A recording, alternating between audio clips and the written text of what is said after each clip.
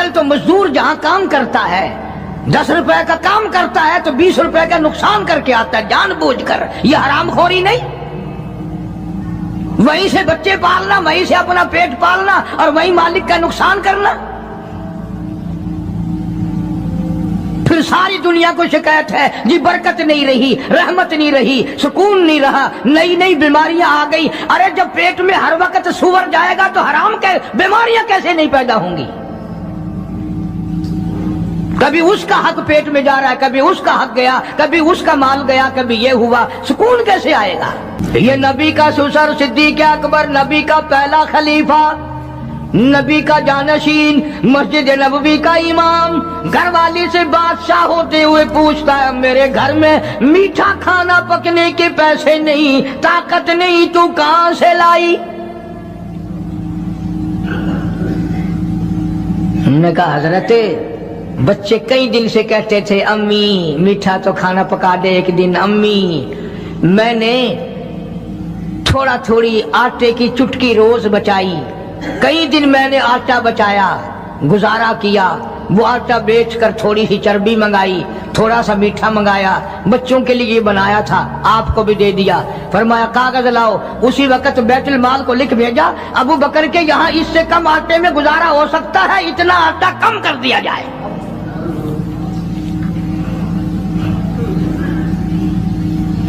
تم کیا جانو ابو بکر کون ہے؟ کبھی کسی بوڑھی نے، کبھی کسی بہو نے، کبھی کسی نے دھی نے کہا کہ آؤ آج ابو بکر صدیق کی نیاز پکاتے ہیں. نظر اللہ نیاز حسین. نبی کے یار کا نام نہ لینا کبھی بھی.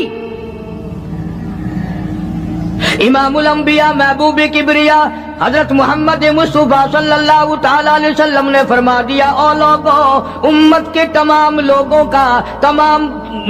کا میں نے احسانات کا بدلہ چکا دیا، سب کے قرضے چکا دیے، سب کے لینے دینے میں نے برابر کر دیے، پر او میرے اللہ ابو بکر کے احسانات کا بدلہ تو دے سکتا ہے، میں نہیں دے سکتا.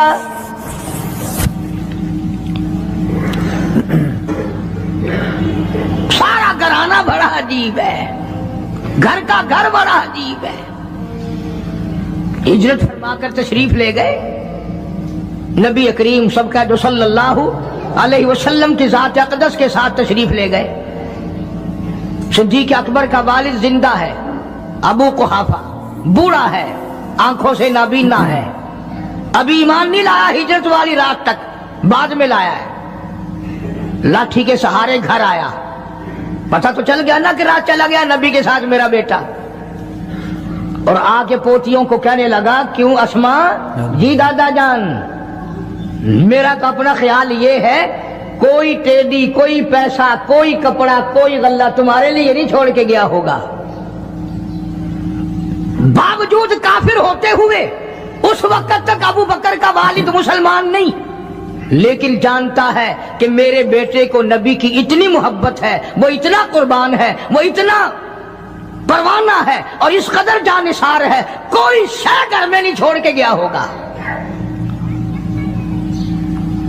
سیدہ اسماء رضی اللہ تعالی عنہا چھوٹی سی بچی ہے صدیق اکبر کی، کہتی ہے کہ میں نے ایک ہیلا بنایا، ہمارے یہاں دیوار میں ایک آلہ سا میرے والد نے بنا رکھا تھا، اس میں پیسے رکھتے تھے، تو میں نے وہاں یہ مٹی کے ٹوٹے ہوئے برتنوں کے ٹھپ ڈال دیے اور اوپر کپڑا ڈال دیا، اور میں نے اپنے دادا سے کہا نہیں دادا جان اب کے تو ابا جی نے حد کر دی، بہت سارا مال ہمارے لیے چھوڑ کے گئے ہیں. ان لگا بیٹی میرا یقین نہیں پڑتا، وہ نبی کے بغیر ایک پیسہ تو کیا وہ اپنی جان پیچھے رکھنے کو تیار نہیں. انہوں نے کہا نہیں دادا ذرا آؤ تو صحیح. کہتی ہیں کہ میں نے اپنے دادا کا یوں ہاتھ پکڑ کے، دکھتا تو تھا نہیں، اس کپڑے کے اوپر پھیر دیا کہ دیکھیے یہ آلہ ہے نا، یہ تاک جھاڑا کہ سب بھرا پڑا ہے. یہ کہنے لگا اچھا بہت اچھا کیا، تمہارا گزارا ہو جائے گا، مجھے بڑا فکر تھا، مجھے بہت پریشانی تھی، اب میں بے فکرہ ہو گیا کہ تمہارے لیے تمہارا ابا کھانے پینے کے لیے تو چھوڑ گیا. سیدہ اسماء کہتی ہیں حالانکہ جس وقت میں نے یہ کارروائی کر کے دکھائی ہم 2 دن کے بھوکے تھے.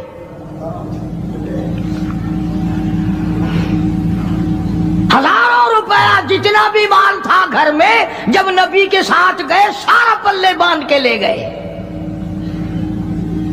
نہ جانے کہاں کام آئے گا۔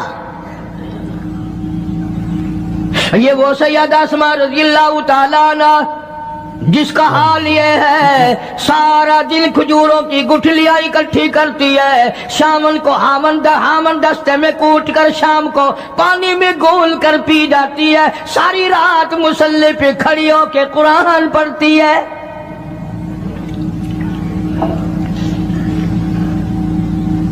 عجیب قسم کا گھرانہ ہے صدیق اکبر رضی اللہ تعالیٰ عنہ کا۔ غربت نہیں تھی، سارے کا سارا قربان کر کے غربت بنا دی۔ نہیں دیکھا آل کو، نہیں دیکھا مال کو، نہیں دیکھا اپنی جان کو، سب کچھ قربان کر دیا۔ امام الانبیاء محبوب کبریا حضرت محمد مصطفیٰ صلی اللہ تعالی علیہ وسلم نے اس قدر رفاقت جوڑی، اس قدر یاری بنائی کہ کبھی بھی الگ نہیں ہوئے۔ آج تم قرآن پڑھتے ہو، قاری حنیف قرآن پڑھتا ہے، کیا اثر ہوگا کسی پہ؟ جناب ابو بکر صدیق رضی اللہ تعالیٰ عنہ مکہ مکرمہ میں نماز کی نیت باندھ کر قرآن کریم کی تلاوت کرتے ہیں۔ علماء نے لکھا ہے کہ پہاڑ بھی ہلنے لگ جاتے تھے، اور کافروں نے نبی پاک سب کہہ دو صلی اللہ علیہ وسلم سے شکایت کی کہ اپنے ابو بکر کو کہو یہ رات کو قرآن زور سے نہ پڑھے، ہمارے بیوی بچوں پہ اثر ہوتا ہے، ہمارے بچے مسلمان بننے کے لیے تیار ہو جاتے ہیں، ہماری عورتیں قرآن سن کر کفر چھوڑ کر مسلمان بننے کو تیار ہو جاتی ہیں، ابو بکر سے کہو یہ آہستہ قرآن پڑھا کریں۔ یعنی اس کی زبان میں اس قدر تاثیر تھی اور اس قدر اللہ تبارک و تعالیٰ نے خوف رکھا تھا، جو صدیق کی زبان سے قرآن سنتا تھا مسلمان بننے کے لیے تیار ہو جاتا تھا۔ آج ہم قرآن پڑھیں، حدیث پڑھیں، کچھ بھی پڑھیں، اثر نہیں ہوتا۔ کیسے ہو؟ ہمارے یہاں دلوں میں جگہ ہو جبھی تو بات بنے۔ اس لیے قرآن کریم کا کلا بل ران علی قلوبہم ما کانوا یکسبون، گناہ کرتے کرتے حرام کھاتے کھاتے اس قدر دل کالے ہو گئے، اب قرآن کے لیے، دین کے لیے، ایمان کے لیے گنجائش کوئی نہیں، اندر گنجائش ختم ہو گئی، سارا دل بھر گیا۔ فرما کلا انہم عن ربہم یومئذ لمحجوبون، ہرگز ایسا نہیں جو لوگوں کا خیال ہے، دین ان کے خیالات پہ نہیں چل سکتا۔ جناب ابو بکر صدیق رضی اللہ تعالیٰ عنہ بیمار ہیں، آخری وقت قریب ہے، اللہ اللہ۔ سیدہ عائشہ صدیقہ رضی اللہ تعالیٰ عنہ کے ہاتھ میں نیا کپڑا دیکھا، بیٹی کے ہاتھ میں نیا کپڑا دیکھا، صدیق اکبر رضی اللہ تعالیٰ عنہ نے فرمایا بیٹی یہ کپڑا کیسا ہے؟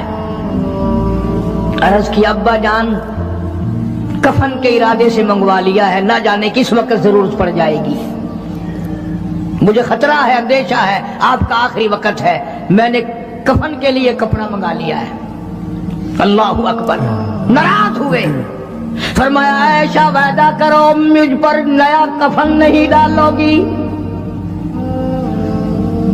عائشہ یہ کپڑا جو تو نے کفن کے لیے منگایا مدینے کی کسی بیوہ کو دے دینا، سر پہ ڈال کے پردہ کر لے گی۔ عائشہ کسی یتیم کو دے دینا، وہ اپنا کرتا بنا لے گا، وہ غریب اپنا ننگ ڈھک لے گا، مجھے نئے کفن کی کوئی ضرورت نہیں۔ اللہ کے یہاں کفن نہیں دیکھے جاتے، اس کے یہاں تو اعمال دیکھے جاتے ہیں۔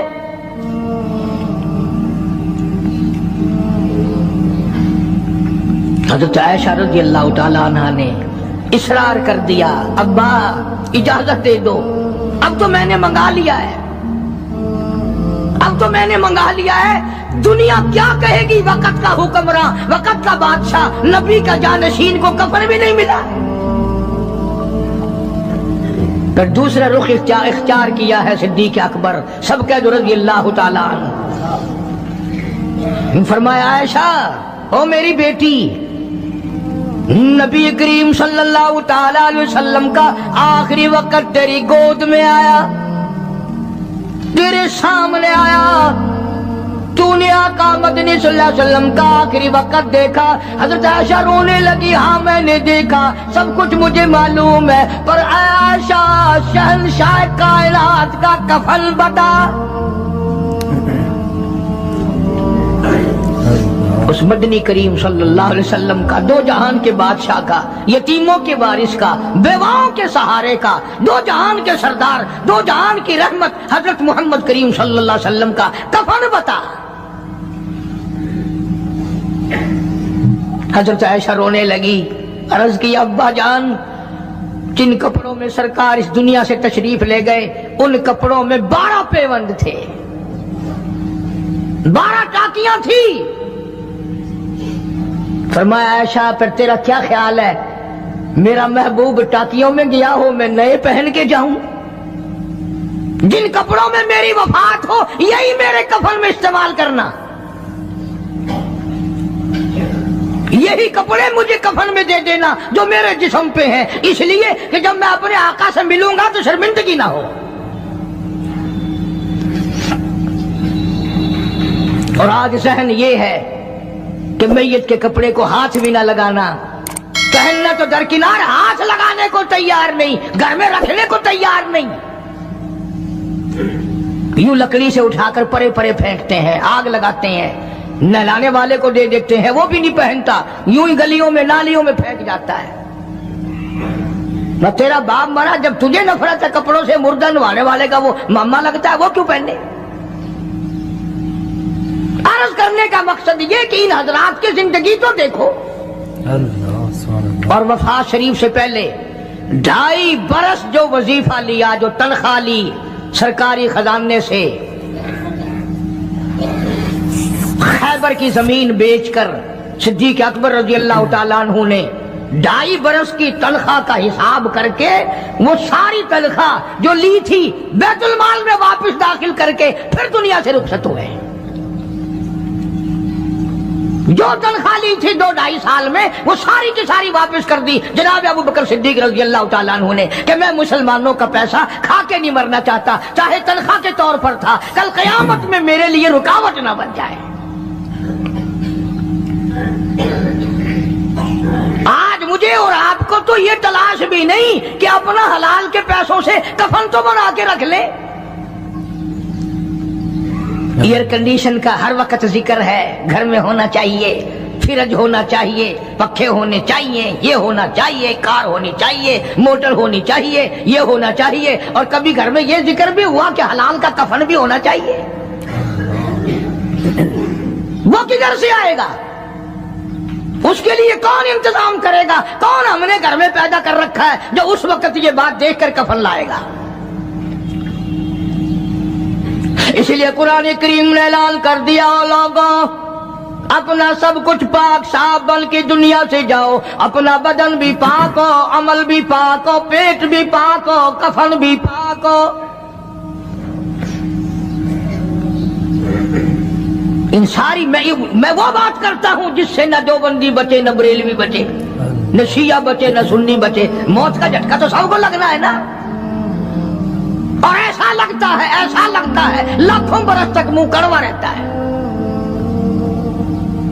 جناب صدیق اکبر رضی اللہ تعالیٰ عنہ نے وہ تنخواہ جو لی تھی ساری زندگی میں وہ بھی بیت المال میں واپس کر دی، اور تمام کے تمام لوگوں کے حقوق چکا دیے۔ باقی جو بات رہی وہ سیدھی اکمتر مرحوم کہتا ہے، اجاں صدیق دا اسلام تے قرضہ بقایا ہے، اجاں صدیق دا اسلام تے قرضہ بقایا ہے، جتا جس دے ہاتھوں اس آخری زمین رسایا ہے، وصولی دا نہ چنتا نہ لکھوایا صحابہ نے۔ مدنی کریم صلی اللہ تعالی علیہ وسلم کے جانثار، نبی کا یار، نبی کا وفادار، ہر وقت کا ساتھی، اسی غم میں رہتا ہے، اور وصیت کی کہ مجھے غسل دینا، میرے انہی کپڑوں میں دفن کرنا، اور فرمایا میرا جنازہ اٹھا کر حجرے مبارک کے سامنے لے جانا، حجرے عائشہ کے سامنے لے جانا، توجہ کرنا، نیند نہ کرو۔ اور یوں فرمایا نبی پاک صلی اللہ علیہ وسلم کی جہاں قبر شریف ہے، حضور کا حجرہ ہے، روضہ ہے، دروازے پہ کھڑے ہو کر آواز لگانا، کالی کملی والے صدیق آ گیا ہے۔ فرمایا اگر اجازت ہو تو اندر دفن کرنا، اور اگر اجازت نہ ہو تو جنت البقیع میں لے جانا۔ علماء کہتے ہیں کہ جب میت کو جا کر کے روضہ اقدس صلی اللہ علیہ وسلم کے سامنے رکھا اور آواز لگائی تو دروازہ خود بخود کھل گیا، اور آواز آئی دیر نہ کرو، محبوب کو محبوب سے ملا دو۔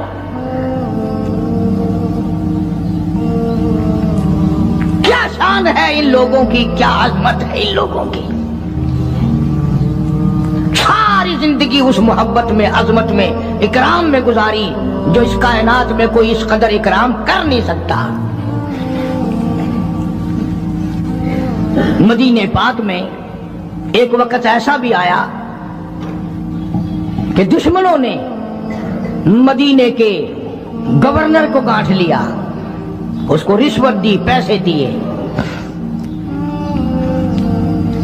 اور کہا کہ ہمیں اجازت ہونی چاہیے، ہم روضہ اقدس کو کھود کر ابو بکر صدیق اور فاروق اعظم کی لاشیں نکالنا چاہتے ہیں یہاں سے۔ چنانچہ حاکم وقت نے پیسے کھا کر اجازت دے دی۔ شمس الدین سراج ایک بزرگ ہے جو اس وقت مدینہ پاک یعنی روضے کے متولی ہیں، مسجد نبوی کے متولی ہیں، گنبد خضرا صلی اللہ علیہ وسلم کے محافظ اور نگہبان ہیں۔ وہ فرماتے ہیں کہ رات آدھی جب گزری تو کنڈی کھٹکی مسجد کی، میں نے کنڈی کھول دی تو مجھے حکم ملا کہ تم خاموش رہو، اگر آواز نکالو گے سر اتار دیا جائے گا۔ ایک آدمی اندر داخل ہوا، دوسرا داخل ہوا، تیسرا آیا، کسی کے ہاتھ میں کسی، کسی کے ہاتھ میں گنتی، کسی کے ہاتھ میں ٹوکری، کسی کے ہاتھ میں تسلا مٹی اٹھانے والا، سب کے سب یوں لے کر داخل ہو رہے ہیں۔ اور مجھے یہ کہا گیا کہ یہ جو کچھ کرتے ہیں روکنا نہیں، کسی کو بتانا نہیں۔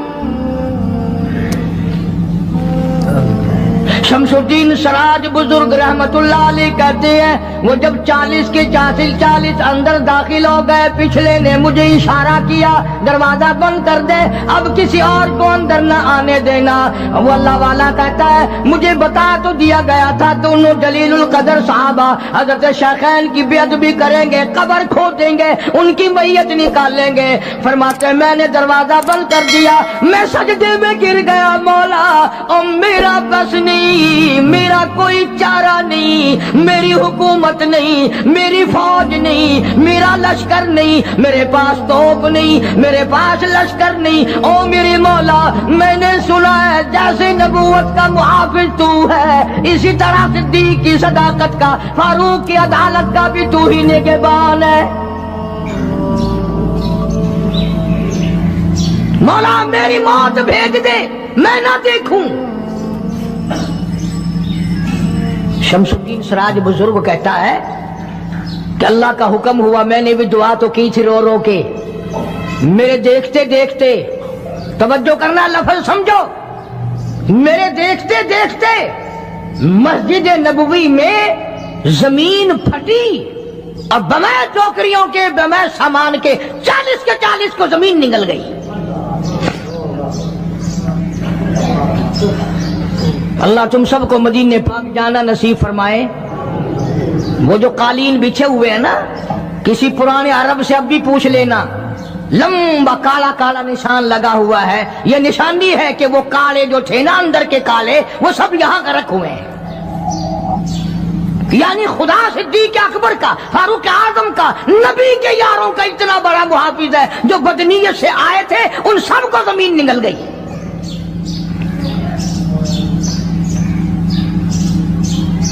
ایک اللہ والا کہتا ہے کہ میں نے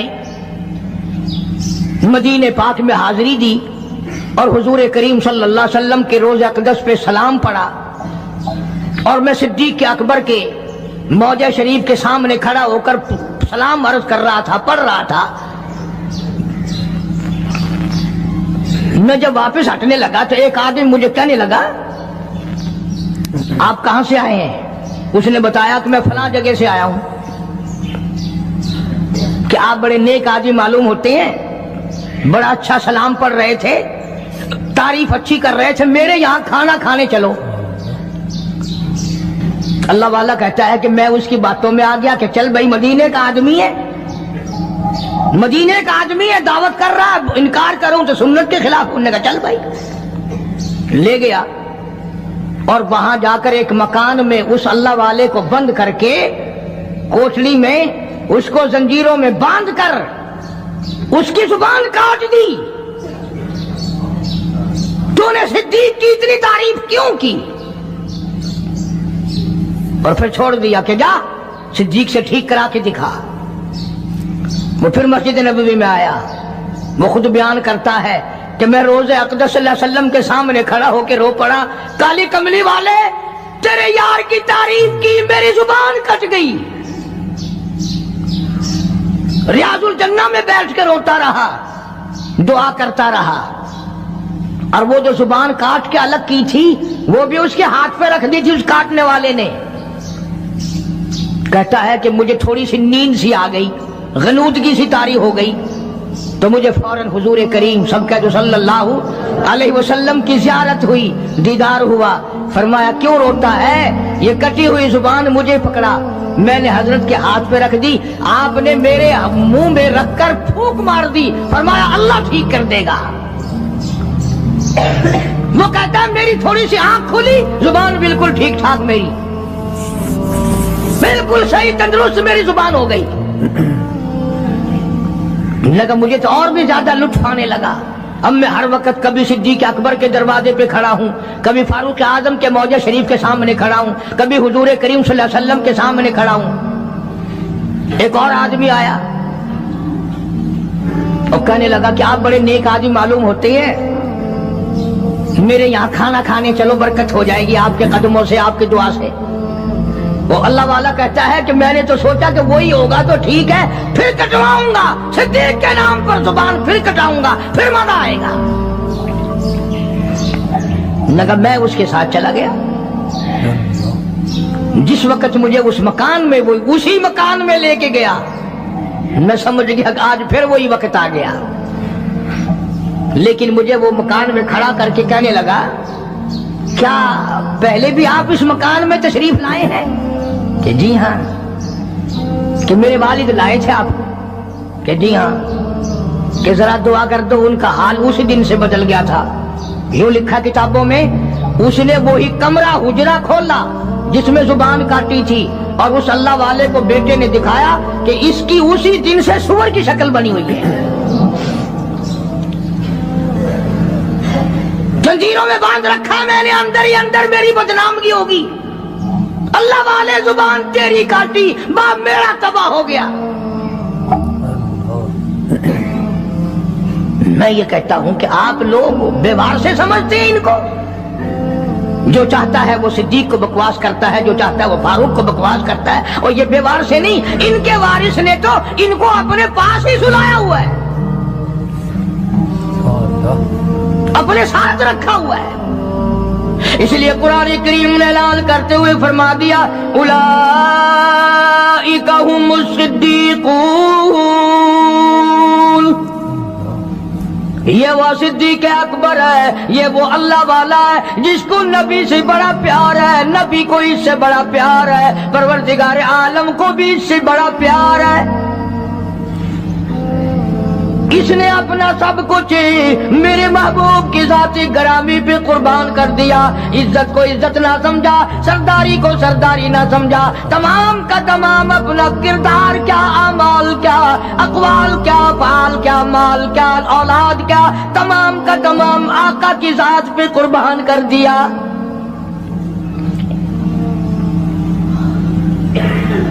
یہ تو اتنا غیرت والا گھرانہ ہے، یہ تو اتنا شرم والا گھرانہ ہے۔ حضرت عائشہ صدیقہ سب کا رضی اللہ تعالی عنہا فرماتی ہے میں نے خواب دیکھا، میں نے ایک خواب دیکھا حضور کریم صلی اللہ علیہ وسلم کی زندگی میں ہی، آسمان سے چاند اترا اور میرے حجرے میں آ گیا، پھر دوسری مرتبہ چاند آسمان سے اترا پھر میرے حجرے میں آ کے چھپ گیا، پھر تیسری مرتبہ چاند اترا میرے حجرے میں آ کے چھپ گیا۔ حضرت عائشہ فرماتی ہیں رضی اللہ تعالی عنہا میں نے حضور کریم صلی اللہ علیہ وسلم سے عرض کیا آقا میں نے یہ خواب دیکھا ہے، فرمایا تعبیر اس شرط پہ بتاؤں گا کہ میرے ہوتے ہوئے میری حیات میں کسی کو نہیں بتاؤں گی۔ فرمایا میں نہیں بتاؤں گی۔ حضور نے فرمایا عائشہ یہ تیرا حجرہ ہے، پہلا چاند اس میں میں آؤں گا، دوسرا چاند ابو بکر آئے گا، تیسرا چاند فاروق اعظم یہی آئے گا۔ حدیث کی ساری کتابوں میں موجود ہے، حضور کریم صلی اللہ علیہ وسلم کا ارشاد ہے اگر عائشہ صدیقہ نہ ہوتی دین ناقص رہ جاتا، ادھورا رہ جاتا۔ یہ تو دین کو کامل کرنے والا گھرانہ ہے۔ عبداللہ ابن مسعود رضی اللہ تعالیٰ عنہ اور عبداللہ ابن عباس رضی اللہ تعالیٰ عنہما یہ جلیل القدر محدث ہیں، مفسر ہیں، دونوں کہتے ہیں جتنا علم ساری امت کو ملا اتنا علم اکیلا ہماری اماں عائشہ صدیقہ کو ملا۔ سارے صحابہ مسائل پوچھنے کے لیے عائشہ صدیقہ کے دروازے پہ آیا کرتے تھے۔ خود حضور نے جو فرما دیا عائشہ کے بغیر دین کامل نہیں، عائشہ نہ ہوتی دین ناقص رہ جاتا، آدھا دین عائشہ سے پورا ہوا۔ تم تو اتنا بھی پیار نہیں کرتے کہ اپنی بیٹیوں کے نام ہی نبی کی گھر والیوں کے ناموں پہ رکھو، نبی کی بیٹیوں کے ناموں پہ رکھو، فلمی کنجریوں کے نام تمہیں بڑے پیارے لگتے ہیں۔ ہاں اللہ نیتوں کو دیکھ نہیں رہا؟ خانم فلانی خانم، اور پھر تھوڑے دنوں کے بعد جب وہ دم خم ہوتی ہے پھر روتے پھرتے ہیں پتہ نہیں یار کہاں چلے گی، کالج گئی تھی مڑ کے آئی نہیں، کیسے آئے؟ یہ جو جلوس بلوس نکالتی پھرتی ہے نا ان میں ایک بھی مسلمان گھر کی عورت نہیں ہے۔ تحقیق کر کے دیکھو یا یہودیوں کی نسل ملے گی یا عیسائیوں کی نسل ملے گی۔ مسلمان عورت ہو یا مرد ہو وہ یہ تھوڑی کہہ سکتے کہ ہم نہیں اسلام کو مانتے، ہم نہیں ایمان کو مانتے، ہم نہیں قرآن کو مانتے۔ اور تم نے مانا کب تھا؟ تم تو وہ بے ایمان ہو جنہوں نے انگریز کے گھوڑوں کی لیج چاٹ چاٹ کر مسلمانوں سے غداری کی اور انگریزوں کے ساتھ وفاداری کی۔ یہ جو تمہیں بڑے بڑے نظر آتے ہیں نا بنگلے کے جاگیر کوٹھیاں، یہ سارے مسلمان اور قرآن کے غدار ہیں۔ صحابہ اکرام کی زندگی دیکھو کہ جو تنخواہ معمولی سی لی، اتنی لی کہ جس میں میٹھا دلیا بھی نہ پک سکے، وہ بھی واپس بیت المال میں داخل کر کے دنیا سے رخصت ہوئے ہیں۔ یہ تو ایسے تقوی کے مالک تھے صحابہ اکرام، تو سیدنا فاروق اعظم سب کا رضی اللہ تعالیٰ عنہ۔ یہ پوتا پاس کھڑا ہے، حضرت عمر کا پوتا، آواز جو دی پوتے کو تو ایسا بولا جیسے بچے کے منہ میں کوئی چیز ہو۔ دادا نے پوچھا بیٹا منہ میں کیا ہے؟ اکھے دادا پیسہ۔ نے کہا پیسہ کہاں سے لے آیا؟ کہ ابو موسیٰ عشری نے دیا، رضی اللہ تعالیٰ عنہ صحابی ہے، بیت المال کا محافظ خزانچی سمجھو، کہ ابو موسیٰ نے دیا۔ دیکھی نکال کر 54 تھی۔ اب بتاؤ کیا غضب ہو گیا اس میں، کیا طوفان ٹوٹ گیا تھا، کیا آسمان ٹوٹ گیا تھا اگر تنخواہ خزانے کے محافظ نے، خزانے والے نے امیر المومنین کے پوتے کے ہاتھ پہ 54 رکھ دی تو کیا ہو گیا؟ فاروق اعظم نے ابو موسیٰ عشری کو طلب کیا ہے، بلایا ہے، فرمایا یہ 4 آنے کہاں سے لایا تھا؟ یہ 4 آنے کہاں سے لایا تھا؟ انہوں نے کہا جی خزانے کی کوٹھڑی میں جھاڑو دی تھی، کوڑا کباڑ مٹی جو باہر نکالی اس میں سے یہ درہم 54 نکل آئی۔ بچہ میرے پاس کھڑا تھا، میں نے ہاتھ پہ رکھ دیا کہ کوئی شے کھا لے گا۔ کوئی چیز لے کے کھا لے گا، بچہ ہے. تیرے ورگا ہوں نا تو چاٹ مارے اچھا میرے بال کو چونی دے وہ نہیں آئی، بیا خزانہ سارا تیرے پیو دا ہے.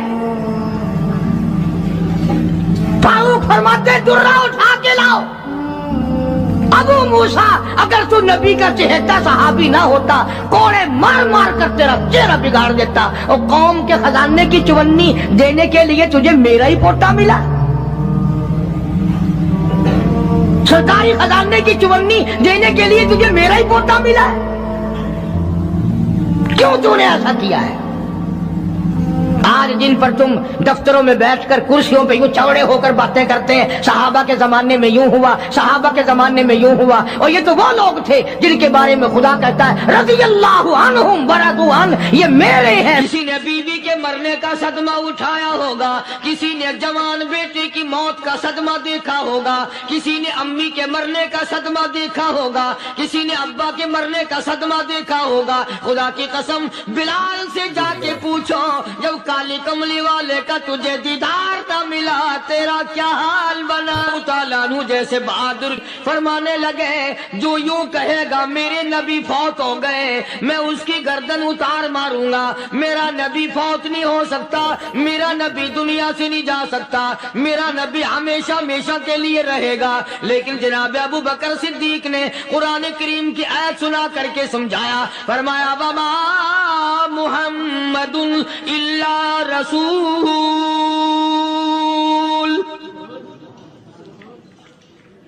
قد خلت من قبلہ الرسل. اولادو ہر نبی آئے رخصت ہو گئے، ہر نبی آئے رخصت ہو گئے. دنیا نہ پائیدار جگہ ہے، عارضی زندگی، مستعار زندگی، نہ پائیدار زندگی، فانی زندگی ہر کوئی لے کے آتا ہے، جب جانے لگتا ہے تو پتہ بھی نہیں چلتا. اس لیے مجذوب کہتا کہ سونے چاندی کی چمک بس دیکھنے کی بات ہے، سونے چاندی کی چمک بس دیکھنے کی بات ہے. اور 4 دن کی چاندنی پھر اندھیری رات ہے، قبر میں ہمیشہ اندھیرا رہے گا.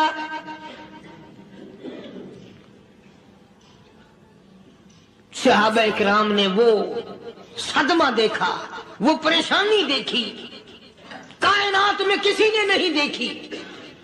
کسی نے بیوی کے مرنے کا صدمہ اٹھایا ہوگا، کسی نے جوان بیٹے کی موت کا صدمہ دیکھا ہوگا، کسی نے امی کے مرنے کا صدمہ دیکھا ہوگا، کسی نے ابا کے مرنے کا صدمہ دیکھا ہوگا. خدا کی قسم بلال سے جا کے پوچھو جب کالی کملی والے کا تجھے دیدار نہ ملا تیرا کیا حال بنا.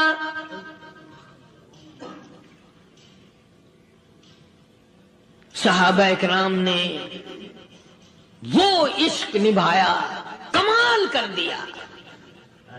بڑے سے بڑی مصیبت آئی، اسلام کا سودا نہیں، ایمان کا سودا نہیں، دنیا کی طرف آئے ہی نہیں. کون ان حضرات کا مقابلہ کرے گا؟ کئی لوگ کہہ دیتے ہیں جی صحابہ انسان تھے، ان سے بھی غلطی ہو. میں ٹھیک ہے، میں کہتا ہوں تھے تو انسان، پر یہ دیکھو شاگرد کس کے ہیں. صحابہ ہیں تو انسان، پر یہ اندازہ لگاؤ مرید کس کے ہیں. صحابہ ہیں تو انسان، پر یہ سوچو کہ یہ مقتدی کس کے ہیں.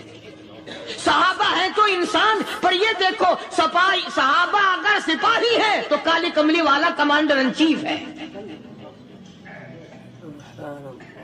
براہ راست محمد عربی صلی اللہ علیہ وسلم کے صحابہ شاگرد ہیں، صحابہ حضور کے مرید ہیں، صحابہ حضور کے مقتدی ہیں، صحابہ حضور کی فوج کے سپاہی ہیں.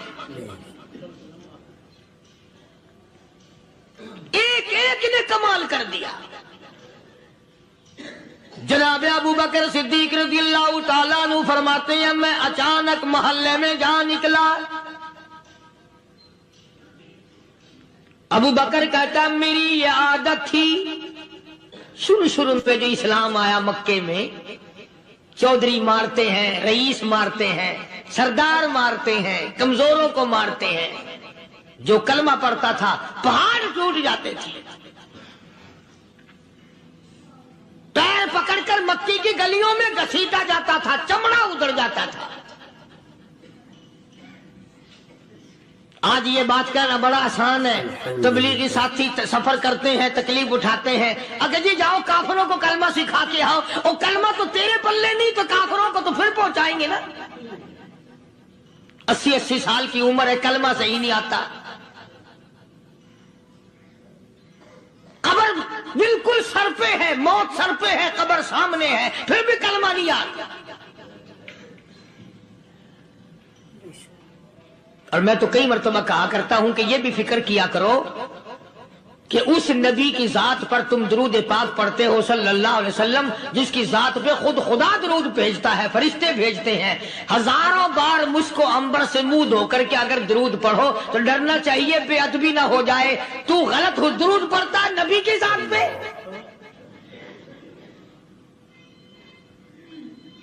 اور اس کو صحیح کرنے کا فکر نہیں رکھتا۔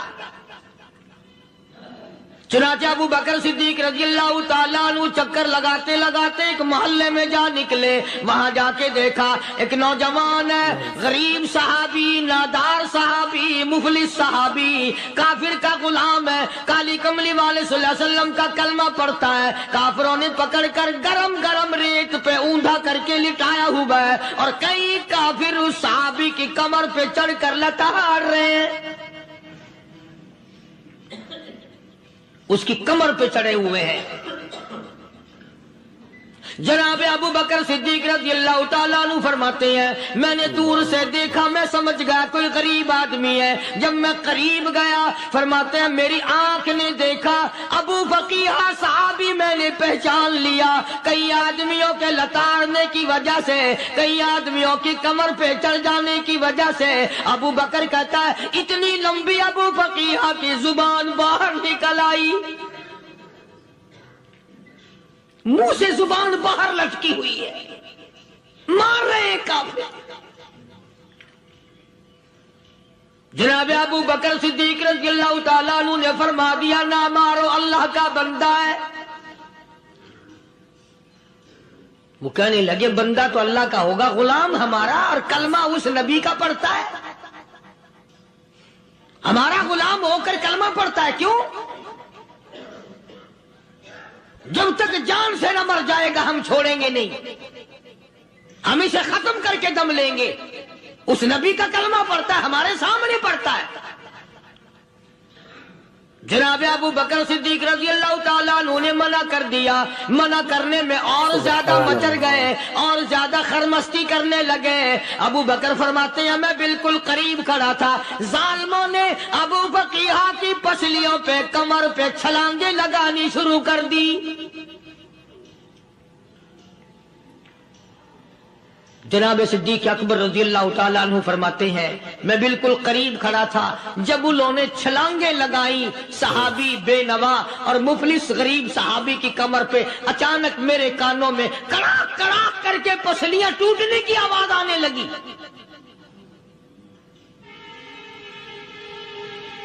میرے سے برداشت نہ ہوا، میں برداشت نہ کر سکا۔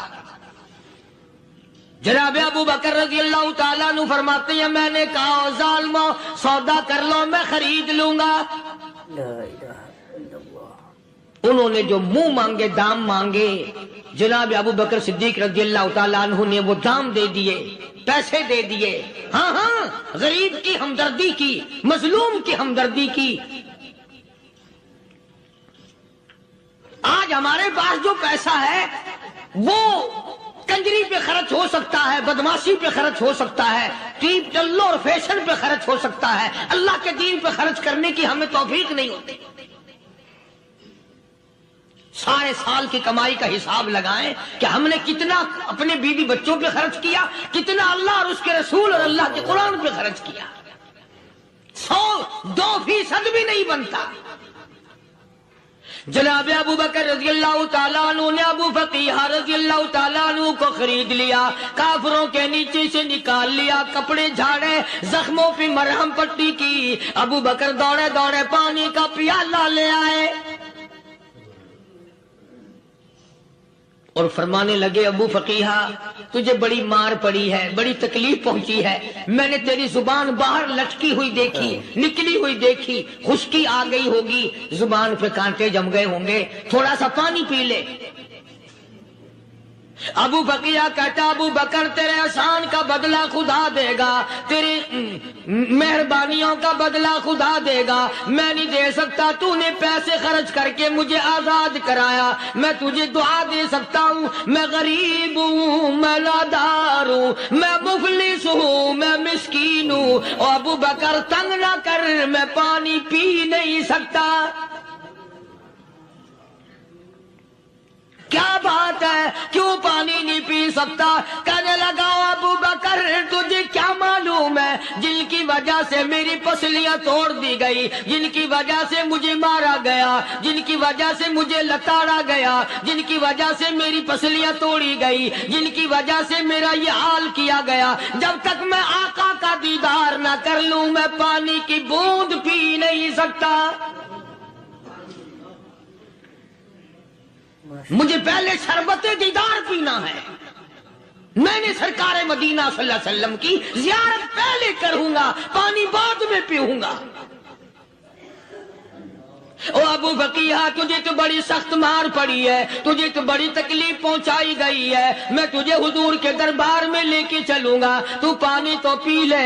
کہتا کوئی مجنون بتاتا ہے، کوئی کہتا ہے دیوانہ، کوئی مجنون بتاتا ہے، کوئی کہتا ہے دیوانہ، یہ تو مرض عشق احمد کا ہوا بیمار میں بھی ہوں۔ اور ابو بکر تجھے کیا معلوم ہے مجھے عشق لگا ہوا ہے، مجھے سوز و گداز لگی ہوئی ہے، میں اپنے دل میں کسی کو بسائے بیٹھا ہوں، جب تک اس آقا کا دیدار نہ کر لوں مجھے چین نہیں آئے گا۔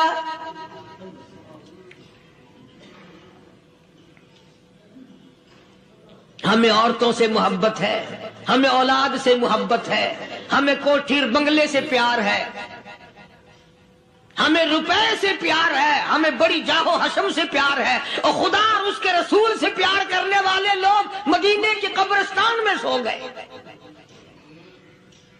قرآن سے پیار کرنے والے لوگ حضور کے درباری لوگ وہیں سو گئے۔ اندازہ لگاؤ کوئی مار کھا کے اپنے ماں باپ کے پاس جائے گا، کوئی بھائی برادری میں جائے گا، کوئی تھانے میں رپورٹ لکھوانے جائے گا، کوئی اسپتال میں سرٹیفکیٹ لینے جائے گا، کوئی ڈاکٹری کرانے جائے گا۔ ابو فقیہ تم کتنے خوش نصیب ہو، امام الانبیاء کے دربار میں چلے ہو۔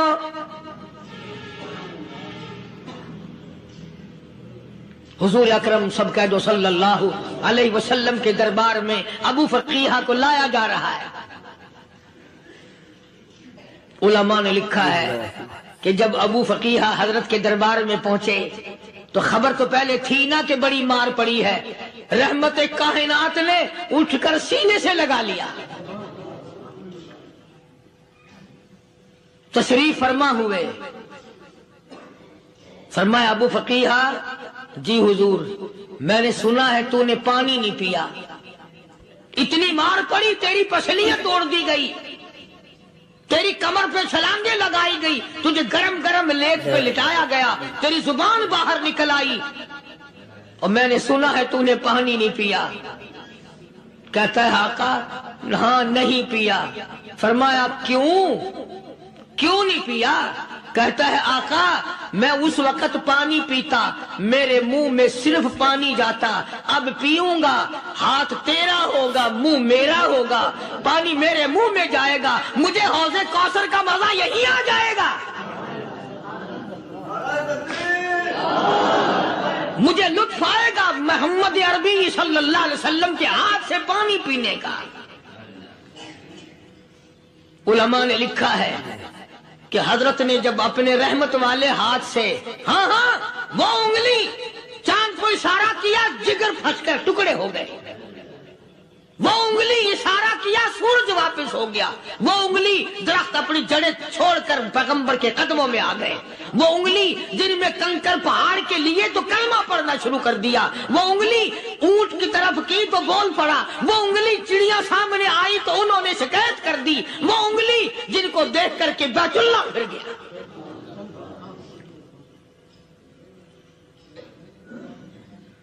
مدنی کریم صلی اللہ علیہ وسلم نے یوں پانی کا پیالہ اٹھایا. ابو فقیہ نے پیالہ پکڑنے کے لیے یوں آگے کو ہاتھ کیا. فرمایا اب وہی بات ہوگی, ہاتھ میرا ہوگا منہ تیرا ہوگا, میں اپنے ہاتھ سے پلاؤں گا. ابو فقیہ کو پانی پلا دیا اور پانی پلانے کے بعد پوچھا اب تیرا کیا حال ہے؟ اب حال کیا ہے؟ کہتا آقا تیرے چہرے پہ فدا شمس و قمر,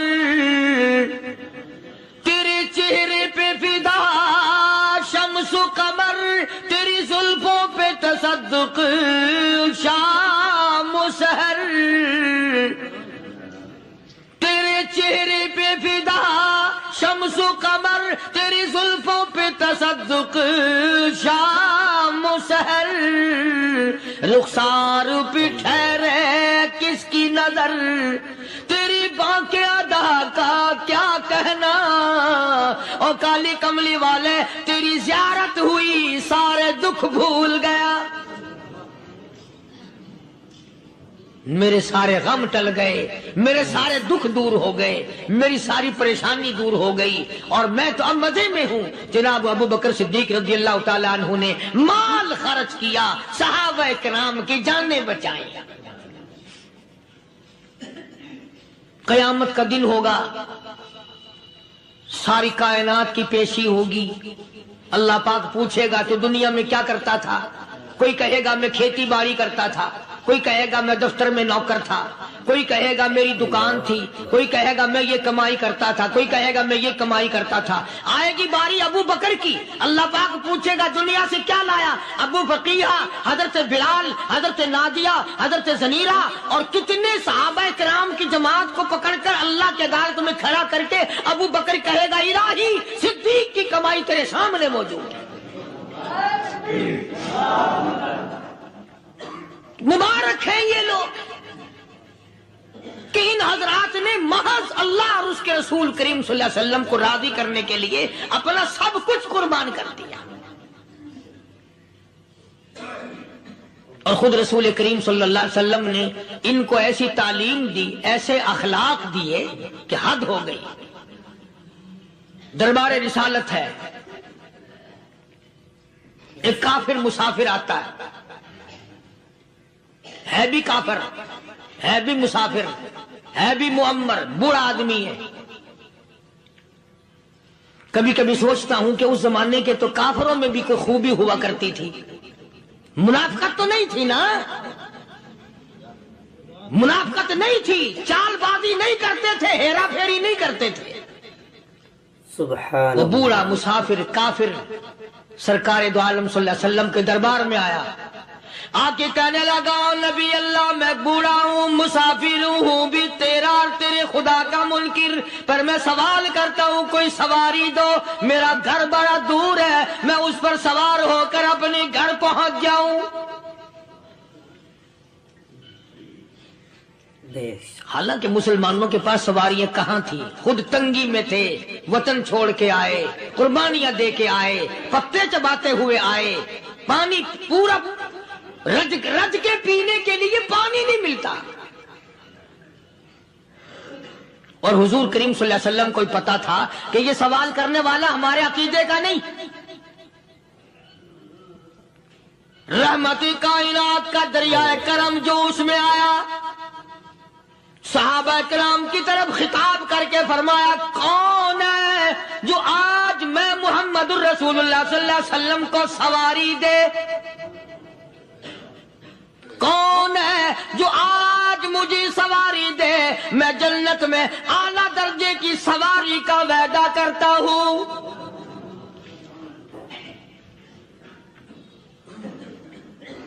حضرت عبادہ بن ثابت رضی اللہ تعالیٰ عنہ صحابے اٹھے اور اپنی ڈاچی, اپنی اونٹنی حضور کے ہاتھ میں پکڑا دی اور حضور نے اس مسافر کو دے دی کہ لے بھائی سواری تجھے مل گئی۔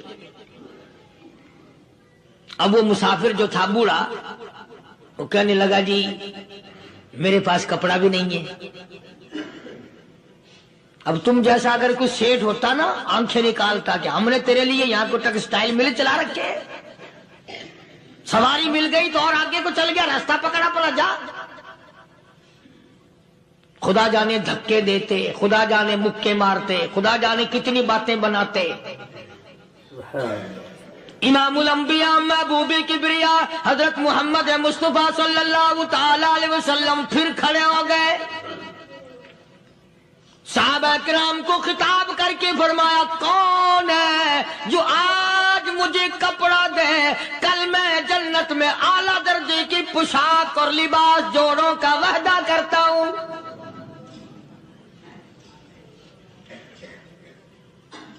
ایک صحابی نے اپنا کپڑا اتار کر حضور کے ہاتھ میں دے دیا صلی اللہ علیہ وسلم، یعنی ان کو کتنا یقین ہے حضور کی زبان پہ۔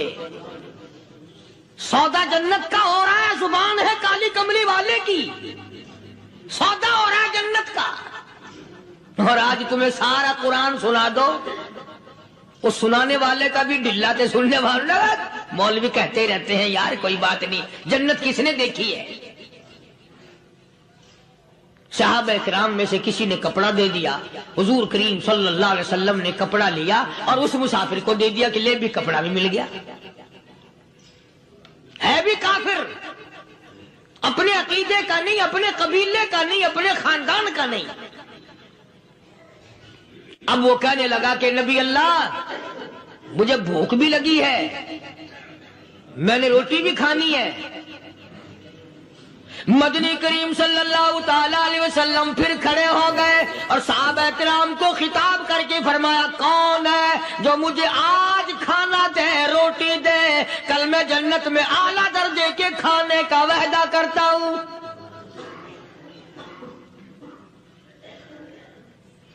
اس سوال کا جواب پورے مجمع میں سے نہ ملا۔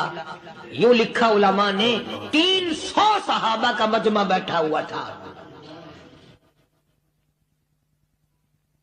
فاقہ ہو 300 صحابہ کا بھی فاقہ، کالی کملی والے کا بھی فاقہ، 3 دن سے کچھ نہیں کھایا، کچھ نہیں ملا، کوئی جواب نہ ملا، صحابہ کرام کی جماعت خاموش رہ گئی۔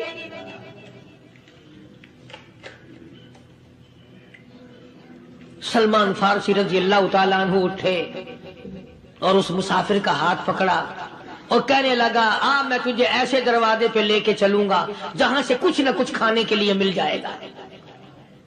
آیا ہے سلمان فارسی مسافر کو لے کر خاتون جنت سیدہ فاطمہ الزہرا رضی اللہ تعالیٰ عنہا کے دروازے پہ اور آواز لگائی یا اہل بیت رسول اللہ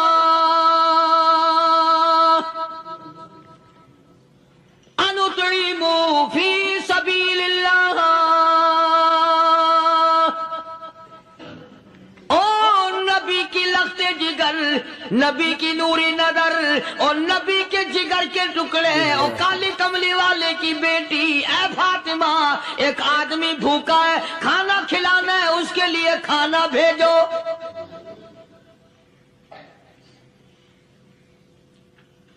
اندر سے آواز آتی ہے اور رونے کیسی آواز میں جواب ملا۔ سیدنا حسن سیدنا حسین رضی اللہ تعالیٰ عنہما، ان کی شکلیں دیکھو، 4 دن کے فاقے نے بچوں کی شکل بگاڑ دی۔ پیغمبر کے نواسوں کا فاقہ، پیغمبر کا نواسا، پیغمبر کی بیٹی کا فاقہ، تمام مسلمان فاقے سے ہیں، کوئی گلہ نہیں کرتا، کوئی شکایت نہیں کرتا، کوئی اعتراض نہیں کرتا۔ اسی حالت میں اگر جنگ بھی ہو جائے تو صحابہ پھر بھی پیچھے رہنے کو تیار ہیں۔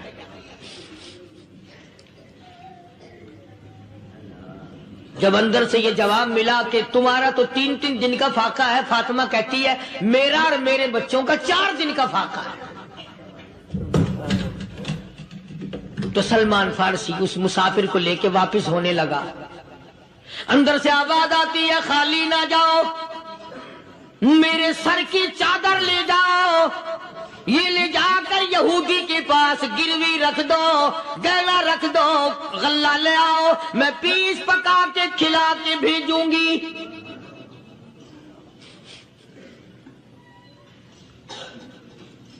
کہاں آج ایسے سخی عورت ہیں، کہاں ایسے سخی مرد ہیں؟ مسافر کو کون کھلائے، دین پر خرچ کون کرے؟ کسی طالب علموں کو، آپ میں سے اکثریت ایسے لوگوں کی ہے جنہوں نے ساری عمر میں، سارے سال میں کبھی ایک قرآن پڑھنے والے طالب علم کو روٹی نہیں کھلائی،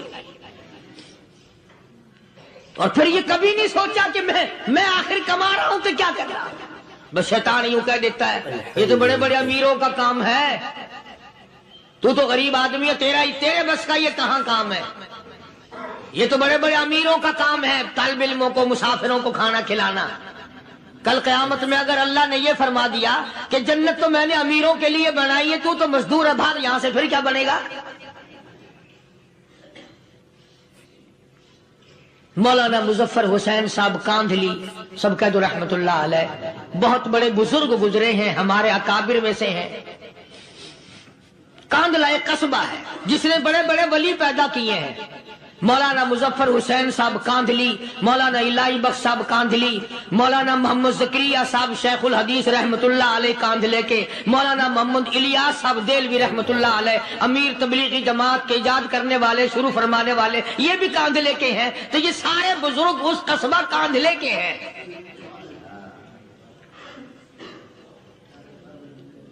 تو مولانا مظفر حسین پانی پت سے پیدل چل دیے اپنے کاندھلے کرانے کی طرف۔ راستے میں ایک بستی آئی، شام ہو گئی تو حضرت نے وہیں قیام کر لیا، ٹھہر گئے، عصر کی نماز پڑھی، مغرب کی نماز پڑھی، مسجد میں صفائی کی، اذان دی، کوئی ایک آدھ آدمی آیا تو جماعت کر لی۔ وہ جو آدمی آیا اس نے پوچھا مولانا آپ مسافر ہیں؟ کہ جی ہاں۔ کہ رات کو یہی رہو گے؟ کہ جی حضور۔ وہ آدمی 3 روٹیاں لے کر آیا اور مولانا نے وہ تینوں روٹیاں کھا لی اور سو گئے۔ تو مولانا فرماتے ہیں کہ مجھے اس رات میں حضور اکرم صلی اللہ علیہ وسلم کا 3 مرتبہ دیدار مل گیا، 3 مرتبہ حضور کی مجھے زیارت ملی۔ مولانا فرماتے ہیں میں تو اگلے دن بھی وہاں ٹھہر گیا کہ یہ جگہ چھوڑنے کی ہے، جہاں اتنی بڑی دولت ملے یہاں تو ساری عمر پڑا رہے آدمی۔ تو حضرت فرماتے ہیں کہ اگلے دن وہی مسافر، مولانا مسافر ہیں، وہی آدمی ہے، 2 روٹیاں لے کر آیا اور مولانا فرماتے ہیں میں نے 2 روٹیاں کھا لی تو اس رات کو مجھے 2 مرتبہ حضور صلی اللہ علیہ وسلم کا دیدار ملا۔ میں تیسرے دن بھی وہیں ٹھہر گیا، تیسرے دن شام کو وہی آدمی 1 روٹی لے کر آیا اور میں نے وہ روٹی کھا لی تو اس رات کو حضور کریم صلی اللہ علیہ وسلم کی 1 مرتبہ زیارت ہوئی، 1 مرتبہ دیدار ملا۔ تو مولانا فرماتے ہیں میری سمجھ میں یہ بات بیٹھ گئی کہ یہ نہ تو جگہ کی برکت نہ بستی کی برکت، یہ تو اس کی روٹیوں کی برکت ہے۔ 3 کھائی تو 3 مرتبہ دیدار ہوا، 2 کھائی تو 2 مرتبہ دیدار ہوا، 1 کھائی تو 1 مرتبہ، یہ تو اس کی روٹی کی کرامت ہے۔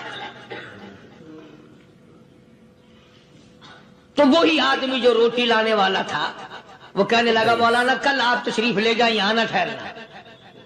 تو حضرت فرماتے ہیں میں نے کہا کیوں بھائی، مجھے تو ایسی دولت مل رہی ہے میں یہیں پڑا رہا ہوں۔ وہ کہنے لگا اللہ والے آپ کو پتہ نہیں، پرسوں میں مزدوری کر کے اتنا ہی آٹا لایا تھا کہ 3 روٹیاں بنی،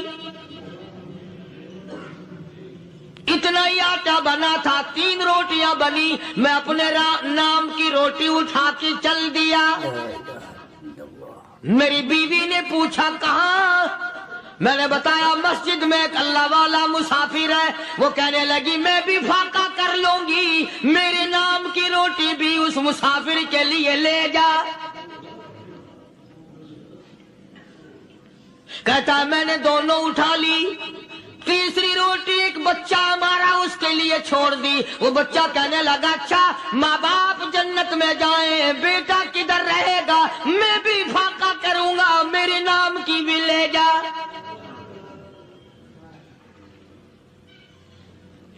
میں نے 3 روٹیاں لا دی، اور اگلے دن جو میں نے مزدوری کی اس کی 3 روٹیاں بنی، بچے کی حالت خراب ہو گئی تھی، اس کو دے آیا۔ ہم نے میاں بیوی نے چوتھے دن بھی فاقہ کر لیا، اور آج بیوی کی حالت بھی خراب ہو گئی تھی، آج صرف اپنی لایا ہوں۔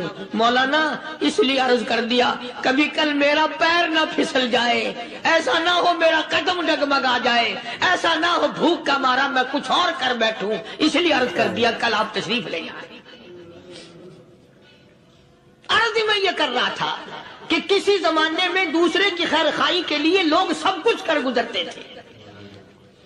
حضرت محمد الرسول اللہ صلی اللہ تعالی علیہ وسلم کے پاس جنگ بدر کے قیدی آئے تھے، کافر، اسلام کے دشمن، دین کے دشمن، قرآن کے دشمن، ایمان کے دشمن، مگر صحابہ کرام کو فرمایا یہ میرے مہمان ہیں، حضور نے فرما دیا صلی اللہ علیہ وسلم۔ ایک صحابی جو ایک مہمان کو لے گیا، حضور کے مہمان کو، تھے جنگی قیدی۔ علماء کرام نے لکھا صحابی کے گھر میں کھانا تھوڑا تھا، اس کافر کو تو کھانا دے دیا، آپ اس کے پاس بیٹھ کر درخت کے پتے چبا لیے۔ دوسرا دن آیا پھر ایسا ہی کیا، اس حضور کے مہمان جنگ بدر کے قیدی کافر کو کھانا کھلایا، خود درخت کے پتے چبا لیے۔ تیسرا دن آیا وہ جنگی کافر کہنے لگا، قیدی کہنے لگا آج پہلے کلمہ پڑھا پھر روٹی کھلا، میں پہلے مسلمان بنتا ہوں اس کے بعد میں کھانا کھاؤں گا۔ ارے تم اتنے اپنے اوپر دوسرے کو ترجیح دیتے ہو کہ ہم کافر بھی ہیں، تمہیں مارنے والے تمہیں مارنے آئے تھے، اور تمہارا حال یہ کر دیا کالی کمری والے نے کہ خود پتے چباتے ہو، دشمن کو کھانا کھلاتے ہو، خود درختوں کے پتے چبا رہے ہو۔ محمد صلی اللہ علیہ وسلم نے تمہیں اتنا اونچا بنا دیا، نگاہ نبوت نے تمہیں ایسا رنگ دیا، اور نبی کے دروازے نے تمہیں وہ دیا کہ قیامت آ سکتی ہے مگر صحابہ تمہاری دولت نہیں چھین سکتے۔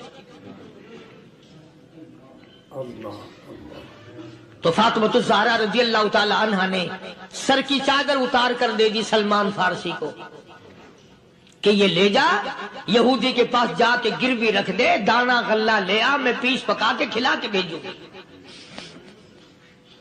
سلمان فارسی کہتے ہیں رضی اللہ تعالی عنہ کہ ہم چادر لے کر کے یہودی کے پاس گئے اور یہودی کو سارا قصہ بتایا۔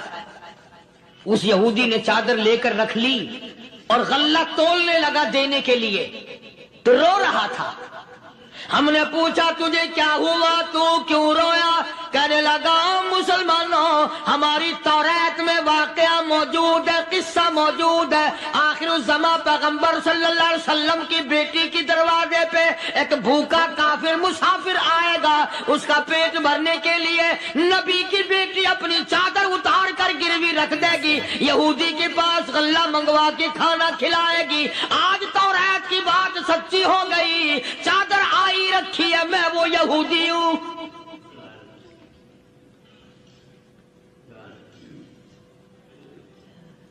اور غلہ تول کر دے دیا۔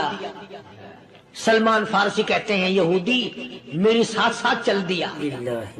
خاتون جنت سیدہ فاطمۃ الزہرا رضی اللہ تعالی عنہا کے دروازے پہ آیا، اور جب ہم نے غلہ دے دیا، چادر بھی اندر یہودی نے پہنچا دی کہ میں چادر بھی واپس دینے آیا ہوں، اور سلمان کو کہنے لگا اب دیر نہ لگا، دیر نہ کر، کیوں؟ میری توریت نے تصدیق کر دی کہ یہ نبی برحق ہے، اب ایسا نہ ہو میرا دم نکل جائے، میں کفر پہ مر جاؤں، جلدی کر مجھے سرکار کے دربار میں لے چل، میں مسلمان بنتا ہوں۔ اور اسی کو جا کے کہنے لگا تیری صورت، تیری سیرت، تیرا نقشہ، تیرا جلوہ، تیری صورت، تیری سیرت، تیرا نقشہ، تیرا جلوہ، تبسم گفتگو بندہ نوازی، خندہ پیشانی، او کالی کملی والے میرا دل ہو تیرا گھر ہو تیرا در ہو میرا سر ہو تمنا مختصر سی ہے مگر تمہید طولانی یہودی نے ضد نہیں کی آج کا مسلمان کہلانے والا ضد کرتا ہے ضد میں مارا جاتا ہے ہم یوں ہیں یہ یوں ہے وہ یہودی اچھا نکلا ذرا سی بات اس کے سامنے آئی فوراً سمجھ گیا سرکار کے دربار میں جا کر غلامی قبول کر لی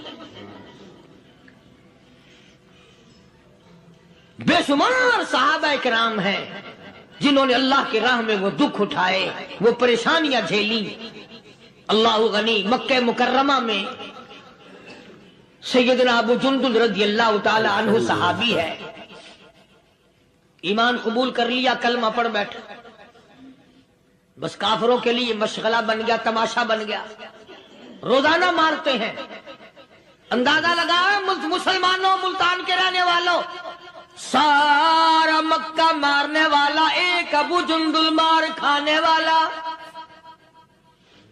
لڑکے مارتے ہیں جوان مارتے ہیں بوڑھے مارتے ہیں پیر پکڑ کر مکے کی گلیوں میں گھسیٹے گھسیٹے پھرتے ہیں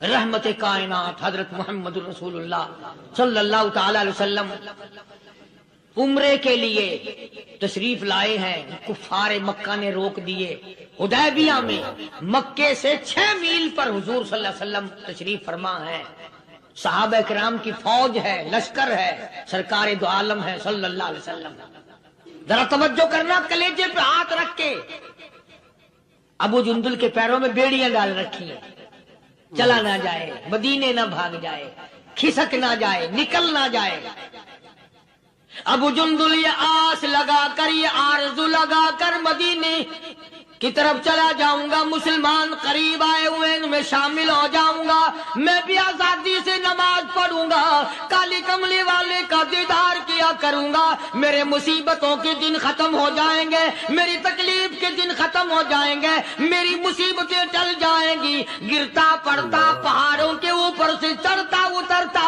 بڑی مشکل سے حضور کے دربار میں پہنچا